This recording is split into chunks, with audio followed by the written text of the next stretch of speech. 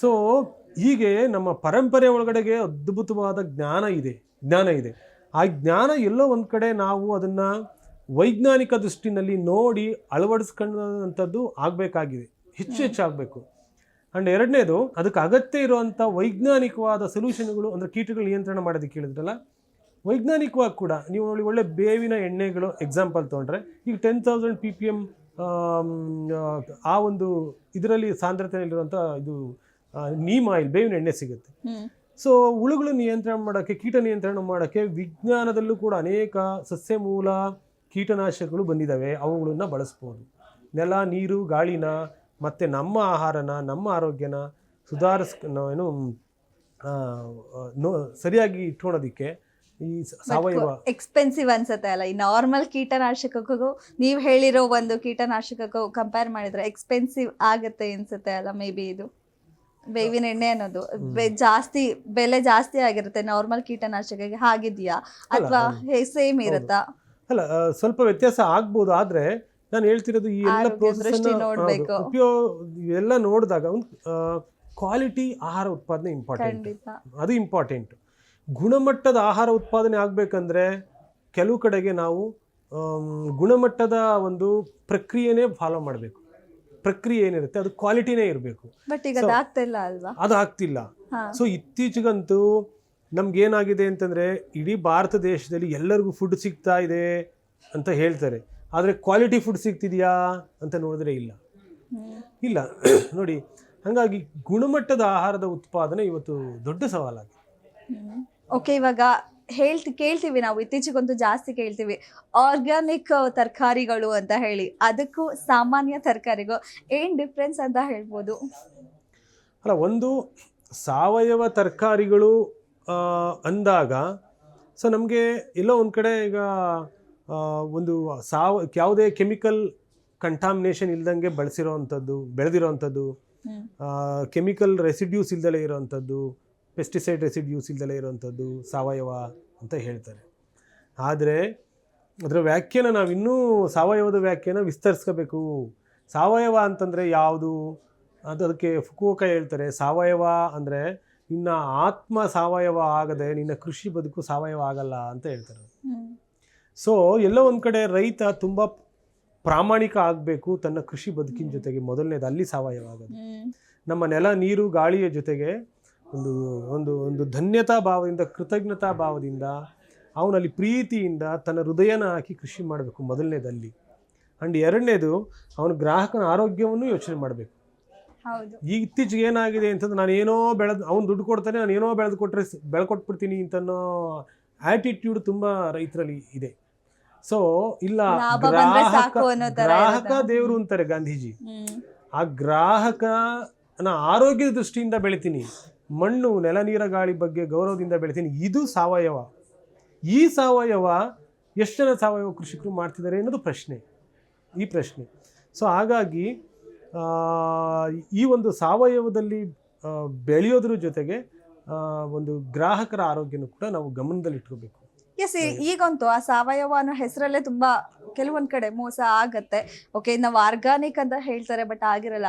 ಹೇಗೆ ಕಂಡ್ಕೊಳ್ಬೋದು ಇದು ಸಾವಯವನ, ಅಥವಾ ಇದರಲ್ಲಿ ಏನಾದ್ರು ಕೆಮಿಕಲ್ಸ್ ಇದೆಯಾ ಅಂತ? ಯಾವ ರೀತಿ ಕಂಡ್ಕೊಳ್ಬೋದು? ಏನಾದ್ರು ಸಿಂಪಲ್ ಹೇಳ, ನೀವು ಅಡಿಗೆ ಮಾಡ್ತೀರಾ? ನಾನು ಮಾಡ್ತೀನಿ ಅಡಿಗೆ.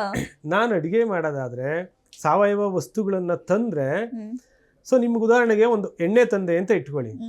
ನೀವು ಒಗ್ಗರಣೆ ಮಾಡುವಾಗಲೇ ಅದ್ರ ಗಮನಲ್ಲೇ ಗೊತ್ತಾಗುತ್ತೆ ಇದು ಹೇಗಿದೆ ಅಂತ ಅನ್ನೋದು. ಈ ಒಂದು ಸ್ವಲ್ಪ ಗೊತ್ತಾಗುತ್ತೆ. ಇನ್ನು ಕೆಲವು ಗೊತ್ತಾಗ್ಲಿಲ್ಲ ಅಂದ್ರೂ ಕೂಡ ನೀವು ಊಟ ಮಾಡುವಾಗ ನೀವು ನಿಮ್ಮ ದೇಹನ ಕೇಳಿಸ್ಕೊಂಡ್ರೆ, ನಿಮ್ಮ ನಾಲ್ಗೆನ ಕೇಳಿಸ್ಕೊಂಡ್ರೆ, ನಿಮ್ಮ ಬಾಡಿನ ಲಿಸನ್ ಮಾಡಿದ್ರೆ ನಿಮಗೆ ಡೆಫಿನೆಟ್ ಆಗಿ ಗೊತ್ತಾಗುತ್ತೆ ಆ ಸಾವಯವದ ಊಟದ ಬೇರೆ ರೀತಿ ಇರುತ್ತೆ. ಸಾವಯವದ ಊಟ ಬೇರೆ ರೀತಿ ಇರುತ್ತೆ. ಸೊ ನಿರಂತರವಾಗಿ ಸಾವಯವನ ಯೂಸ್ ಮಾಡೋರ್ಗಂತೂ ಡೆಫಿನೆಟ್ ಆಗಿ ಗೊತ್ತಾಗುತ್ತೆ ಇದೆಲ್ಲೋ ಮಿಸ್ ಹೊಡಿತಾ ಇದೆ ಅಂತ ಅನ್ಸುತ್ತೆ. ನಿಮ್ಗೆ ಹೆಂಗ್ ಟೆಸ್ಟ್ ಮಾಡೋಂಥ ನಮ್ಮಲ್ಲಿರುವಂಥ ಟೆಸ್ಟರ್ಗಳು ಯಾರು ಅಂತಂದ್ರೆ ನೋಡಿ, ನಾಲ್ಗೆ ಫಸ್ಟ್ ಟೆಸ್ಟ್ ಮಾಡೋ ಅಂಥವ್ರು ಅವರೇ ಪರೀಕ್ಷಕರು. ಕಣ್ಣು ಪರೀಕ್ಷೆ ಮಾಡ್ತಾರೆ, ಅದಿನ್ನೂ ಫ್ರೆಶ್ ಆಗಿದೆಯಾ, ಅದು ಹೇಗಿದೆ ನೋಡಿ.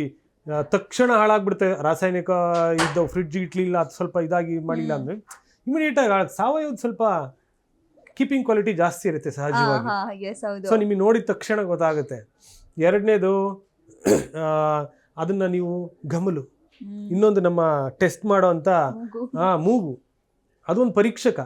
ಸೊ ಅವರೇ ನಮ್ಮಲ್ಲಿರೋ ಟೆಸ್ಟರ್ಗಳು. ಸೊ ಅವರು ಟೆಸ್ಟ್ ಮಾಡುವಾಗ ಹೇಳ್ತಾರೆ, ಸ್ಮೆಲ್ ನೋಡಿ, ಸಾವಯವದಲ್ಲಿ ಬೆಳೆದಿರೋ ಅವರೇಕಾಯಿಯ ಘಮಲು ಬೇರೆ ಥರ ಇರುತ್ತೆ, ರಾಸಾಯನಿಕ ಕೃಷಿನಲ್ಲಿ ಬೆಳೆದಿದ್ರೆ ಅದು ಬೇರೆ ಥರಕ್ಕೆ ಇರುತ್ತೆ. ಕೊತ್ತಂಬರಿ ಸೊಪ್ಪು ನೋಡಿ, ಯೂರಿಯಾ ಹಾಕಿ ಬೆಳೆದ್ರೆ ಗಮಲೆ ಇರಲ್ಲ, ಮೂಗೊಳಗೆ ಇಟ್ಕೊಂಡ್ರೂ ಗಮಲು ಬರಲ್ಲ. ನೀವು ಅದು ಸೀಸನ್ನಾಗಿ ಬೆಳೆದಿರೋದು ಮತ್ತೆ ಸಾವಯವದಲ್ಲಿ ಬೆಳೆದಾಗ ನೀವು ಅಂತಂದ್ರೆ ಸಾಕು ಗಮಲ ಆಗುತ್ತೆ. ನಾನು ನಿನ್ನೆ ಎಲ್ಲೋ ಒಂದು ಅರಿಶಿನ ತೊಗೊಂಡಿದ್ದೆ, ಅದು ಒಂದು ಜಿಯಾಗ್ರಫಿಕ್ ಇಂಡಿಕೇಟರ್ ಅಂತ ಹೇಳ್ತಾರಲ್ಲ, GI. ಆ GI ಅರಿಶಿನ ಟರ್ಮರಿಕ್ಕು ನಾನು ಬ್ಯಾಗಲ್ಲಿ ಇಟ್ಕೊಂಡಿದ್ದೀನಿ, ತಗೊಂಡು ಅದನ್ನ ತೆಗೆದ್ರೆ ಸಾಕು ಗಮ್ ಅಂತ ಬರುತ್ತೆ ಹಿಂಗೆ ಸ್ಮೆಲ್.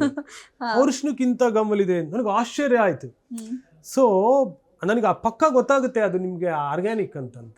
ಸೊ ನಮ್ಮಲ್ಲೇ ಇದ್ದಾರೆ ಟೆಸ್ಟರ್ಗಳು, ನಾವು ಯಾವ ಸರ್ಟಿಫಿಕೇಷನ್ಗಳನ್ನ ಹುಡುಕ್ಬೇಕಾಗಿಲ್ಲ. ಸೊ ಸಾವಯವಕ್ಕೂ ರಾಸಾಯನಿಕಕ್ಕೂ ನಾವೇ ಕಂಡುಹಿಡಿಬೋದು. ಆಮೇಲೆ ಮಾರೋ ರೈತ ಗೊತ್ತಾಗ್ತಿರುತ್ತೆ, ಅವ್ನ ಕಣ್ಣಲ್ಲಿ ಕಣ್ಣಿಟ್ಟು ನೋಡಿದ್ರೆ, ಮಾರೋ ರೈತನ ಕಣ್ಣಲ್ಲಿ ಕಣ್ಣಿಟ್ಟು ನೋಡಿದ್ರೆ ಅವ್ನು ಕಳ್ಳನೋ ಸುಳ್ಳನೋ ಅಂತ ನಿಮ್ಮೊಳಗಿರೋ ಸತ್ಯ ಮಾತಾಡ್ತಿರುತ್ತೆ. ಹಾಗೆ ಸರ್, ಇತ್ತೀಚೆಗೆ ಒಂದ್ಸತಿ ಕೇಳಿದೀರಾ ನೀವು, ತಿನ್ನೋ ತರಕಾರಿಯಲ್ಲೂ ಕೂಡ ವಿಷ ಇದೆ ಅಂತ ಹೇಳಿ, ಬದನೆಕಾಯಿ ಆಗಿರ್ಬೋದು, ಬೀಟ್ರೂಟ್, ಇದ್ರಲ್ಲೆಲ್ಲ ಜಾಸ್ತಿ ಸೀಸದ ಅಂಶ ಇದೆ ಅಂತ ಕೇಳಿದ್ರಿ. ಅಂಡ್ ಬೇಗ ಹಣ್ಣಾಗ್ಬೇಕು ಅಂತ ಹೇಳಿ, ಬೇಗ ಬೆಳೆ ಬರ್ಬೇಕು, ಹೆಚ್ಚು ಬೆಳೆ ಬರ್ಬೇಕು ಅಂತ ಮೋರ್ ಕೆಮಿಕಲ್ಸ್ ಯೂಸ್ ಮಾಡ್ತಾರೆ. ಏನ್ ಹೇಳ್ತೀರಾ ಅದ್ರ ಬಗ್ಗೆ? ಸೊ ಎಷ್ಟು ಎಫೆಕ್ಟ್ ಆಗ್ತದೆ ಅದು ಹ್ಯೂಮನ್ಸ್ಗೆ ಅಂತ? ಏನು ಅದು ಹೌದು, ಸತ್ಯ. ಅದು ಬೆಂಗಳೂರು ಸುತ್ತಮುತ್ತ ಇರೋ ನೀರೇನೇ ಇದೆಯಲ್ಲ, ಅದು ಕಂಪ್ಲೀಟ್ ಏನಂತಂದ್ರೆ ಏನು ನಗರದಿಂದ ಹೋಗುವಂಥ ಕೊಳಚೆ ನೀರಿನ ಸೋರ್ಸಿಂದಲೇ ಹೆಚ್ಚು ಬೆಳೆಯುವಂಥದ್ದು. ಸೊ ಅದನ್ನು ಮಾಡಿರೋರು ನಾವೇನೆ, ಅವ್ರ ರೈತರ ಮೇಲೆ ದೂರ ಹೇಳಬಾರ್ದು. ನಗರದವ್ರು ಬಿಟ್ಟಿರೋದ್ರಿಂದ ಅವ್ರು ಅದನ್ನೇ ವಾಪಸ್ ಕೊಡ್ತಾ ಇದ್ದಾರೆ. ಬೆಳಿಗ್ಗೆ ನೀವು ಅಲ್ಲುಜ್ಜೋ ಪೇಸ್ಟಿಂದ, ನೀವು ಹಾಕೋ ಕಾಸ್ಮೆಟಿಕ್ಸಿಂದ, ಶಾಂಪೂಯಿಂದ ಹಿಡಿದು ಎಲ್ಲದನ್ನು ಪ್ರತಿದಿನ ಎಲ್ಲರೂ ಒಂದಿಷ್ಟು ನೀರನ್ನು ನದಿಗೆ ಬಿಡ್ತಾ ಇರೋದ್ರಿಂದ ನದಿನಲ್ಲಿ ಕೊಳಚೆ ನೀರಾಗಿ ಹೋಗ್ತಾ ಇದ್ದಾವೆ. ಅದರಲ್ಲೇ ಬೆಳೆದು ಅವ್ರು ಕಳಿಸ್ತಿದ್ದಾರೆ. ರೈತರುಗಳ ಮೇಲೆ ಹೇಳೋದಲ್ಲ. ಪರಿಹಾರಗಳೇನು? ಈಗ ನಾನು ಅಟ್ಲೀಸ್ಟ್ ನನ್ನನ್ನು ನಾನು ನೋಡ್ಕೋಬೇಕಂದಾಗ ಪರಿಹಾರಗಳೇನು? ಸೊ ಎಷ್ಟು ಸಾಧ್ಯ ಆಗುತ್ತೋ ಅಷ್ಟು ನಾನು ಬೆಳೆಯೋದಕ್ಕೆ ಸಾಧ್ಯ ಆಗುತ್ತಾ, ಮೊದಲನೇದು. ಸೊ ಸಣ್ಣ ಸಣ್ಣ ಕೈ ತೋಟಗಳು ನೀವು ಏನು ಮಾಡ್ಕೊಳಕ್ಕೆ ಸಾಧ್ಯ ಆಗಬೇಕು. ನೋಡಿ, ಈಗ ನೀವು ಇಲ್ಲೇ ಅಂತಲ್ಲ, ಬೆಂಗಳೂರು ಅಂತಲ್ಲ, ನಾನು ನಮ್ಮ ಹಳ್ಳಿಗಳಿಗೆ ಹೋದಾಗ ಅಲ್ಲಿ ಸಂತೆನಲ್ಲಿ ಕೇಳಿದೆ ಎಲ್ಲಿದು ತರಕಾರಿ ಅಂತ, ಬೆಂಗಳೂರಿಂದ ಬರುತ್ತೆ ಅಂತಂತಾರೆ.